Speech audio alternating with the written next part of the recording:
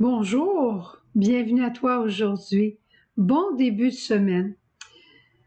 Je dois quêter un pardon aujourd'hui. Hier, c'était la journée des grands-parents et des personnes âgées. Et j'ai oublié de vous souhaiter belle journée à tous les grands-parents et à toutes les personnes âgées, parce que finalement, par notre mission de suppléance, toute personne âgée, comme moi, toute personne âgée peut aussi être grand-parent, c'est-à-dire de donner non seulement la vie, mais donner la sagesse de la vie. C'est le propre des grands-parents de transmettre la sagesse que leur a appris la vie. La vie avec Dieu, la vie fraternelle aussi. Alors, je m'excuse beaucoup d'avoir oublié de vous saluer hier et pour me faire pardonner, je vous offre une parole qui dit que votre cœur ne se trouble pas. Je trouve que c'est une très belle parole pour des personnes âgées, pour des grands-parents, parce que facilement, on peut se troubler que la semence qu'on a mise en terre dans le cœur de nos enfants n'a pas produit les fruits que l'on voudrait, mais peut-être que ce sont les fruits que Dieu voulait. Ou tout au moins, ce sont les fruits avec lesquels le Seigneur travaille. Tout ce que tu as semé de beau et de bon dans le cœur de tes enfants, par amour, avec les limites que tu as, sache que ça va porter du fruit. Et redis aujourd'hui au Seigneur, tout ce que j'ai fait pour mes enfants, Seigneur, je le remets dans ton cœur pour que ça porte du fruit encore plus que je pensais.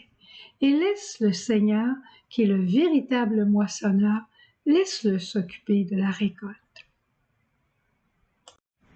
Aujourd'hui, dans l'Église, on fête la fête de Saint Jacques le Majeur, le frère de Jean, un des premiers disciples à avoir été appelé. Jacques était celui qui accompagnait Jésus très souvent. Il a été au mont Tabor au moment de la transfiguration avec Pierre et Jean. Il était là au jardin des Oliviers, encore une fois, avec Pierre et avec Jean. Ils étaient appelés les fils du tonnerre. Il y avait du caractère, Jacques. C'est lui qui, un jour, avec Jean, avait dit à Jésus, « Jésus, les Samaritains nous ont mal accueillis. Alors, qu'est-ce que tu dirais si on commandait à la foudre de tomber sur leur village? » C'était pas pire, hein? Il avait beaucoup de caractère et sa mère en avait beaucoup. Et dans l'Évangile aujourd'hui, on nous rapporte la maman de Jacques et de Jean demande à Jésus que ses fils soient assis à droite et à gauche de Jésus. Rien de moins que ça, qu'ils aient les deux premières places dans le royaume. Jésus pose une question remplie de sagesse. Est-ce que vous pourrez boire au calice que moi je vais boire? Quant à siéger à ma droite ou à ma gauche, ça appartient à mon Père. Mais moi, ce que je peux vous demander, est-ce que vous allez boire au calice que je vais boire? Et Jacques de répondre, oui, on va boire. Et effectivement, Jacques va être le grand témoin, le premier témoin de sa foi en Jésus, et il sera le premier martyr au nom de sa foi.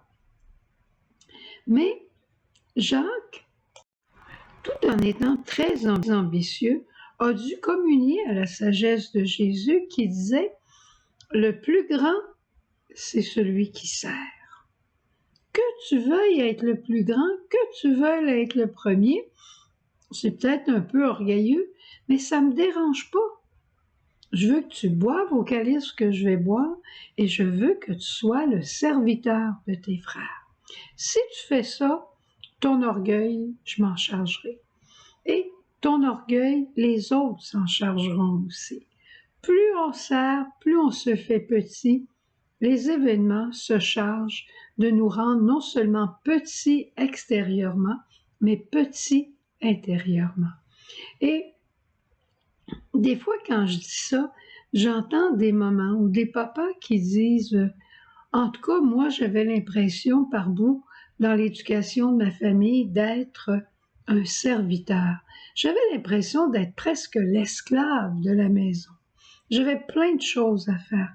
La maman aussi pourrait dire ça. Le petit pleurait, je me levais. Les enfants voulaient manger telle chose, je leur en faisais. Ils aimaient pas ça, je faisais autre chose. Je faisais leur lavage, je faisais leur ménage, puis ils faisaient absolument rien. J'étais pire qu'une bonne.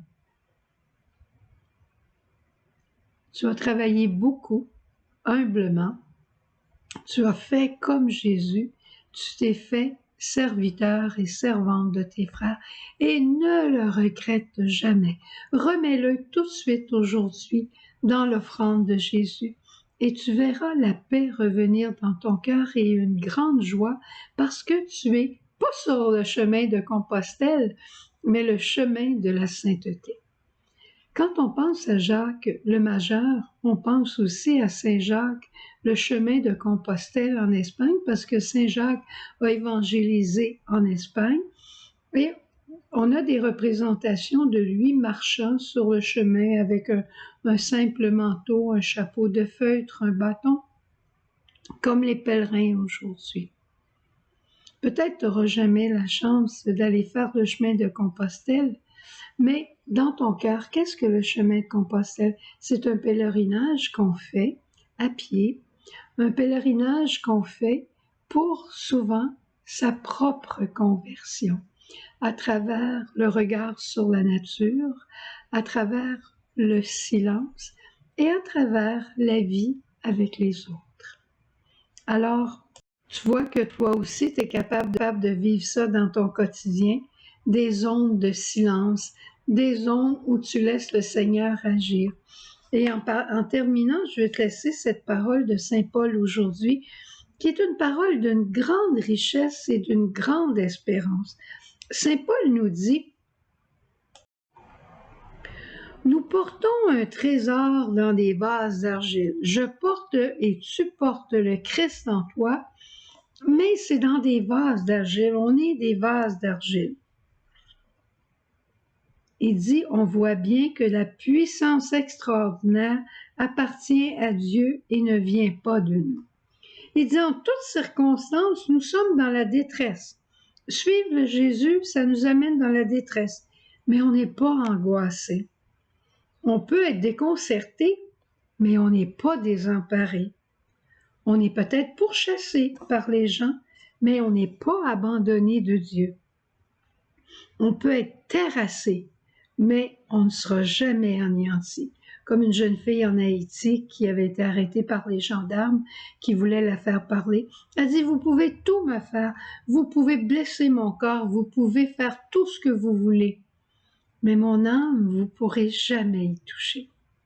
C'est ça la bonne nouvelle. En nous, il y a l'homme qui s'en va à sa déchéance, l'homme humain, pécheur, pour que le Saint, pour que le Christ naisse en nous et que nous devenions époux, épouses de ce Christ saint. Donc, que nous devenions saints et saintes à notre tour. C'est la grâce que je te souhaite aujourd'hui de savoir que Jésus habite en toi et que tes faiblesses, il les prend pour te partager sa sainteté. C'est un cadeau merveilleux. Fais silence et accueille-le. Bonne journée.